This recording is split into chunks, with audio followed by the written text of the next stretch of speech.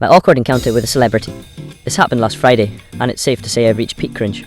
I work as a dog walker in a pretty upscale neighbourhood. Think yoga moms, perfectly manicured lawns, and dogs wearing better sweaters than I do. It's a decent gig, pays the bills, and I get to hang out with dogs all day. What could go wrong? Right. Well, last Friday, I was walking a pack of four, a fluffy someone named Cloud, a hyperactive Jack Russell, a grumpy Frenchie, and a golden retriever puppy who thinks my shoelaces are chew toys. We were making our usual loop through the park when I saw him. Jake Gyllenhaal. Seriously, the Jake Gyllenhaal.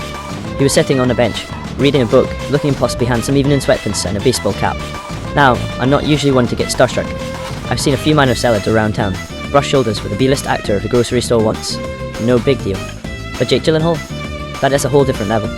I lost all control. My brain short-circuited. I forgot I was responsible for 4 living, breathing animals. I just first staring at him like a deer in headlights. That is when the trouble started.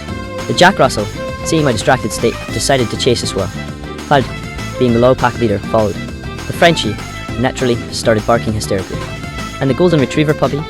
Well, he decided my shoelaces weren't interesting enough anymore and went straight for Jake Gyllenhaal's leg. I snapped back to reality just in time to see the puppy enthusiastically humping Jake Gyllenhaal's calf.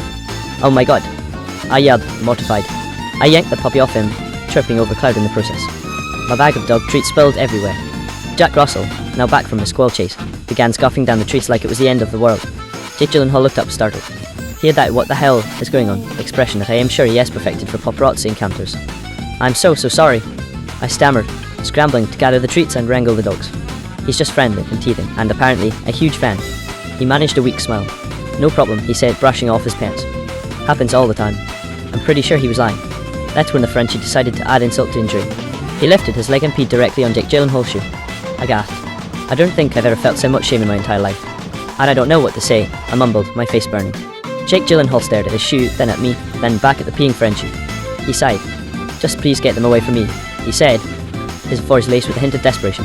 I scooped up the Frenchie, grabbed the leashes of the other dogs, and practically ran out of the park, leaving a trail of dog treats and humiliation in my wake. I'm pretty sure I saw him reach for a hand sanitizer as I fled. The rest of the day was a blur of guilt and anxiety. I kept replaying the scene in my head, cringing at every single detail. I'm pretty sure I am now blacklisted from the entire neighbourhood. So, yeah, that's my awkward encounter with a celebrity. I managed to turn a simple dog walk into a scene from a low-budget comedy. And let's be real, I'll never be able to watch a Jake Gyllenhaal movie again without wanting to crawl under a rock.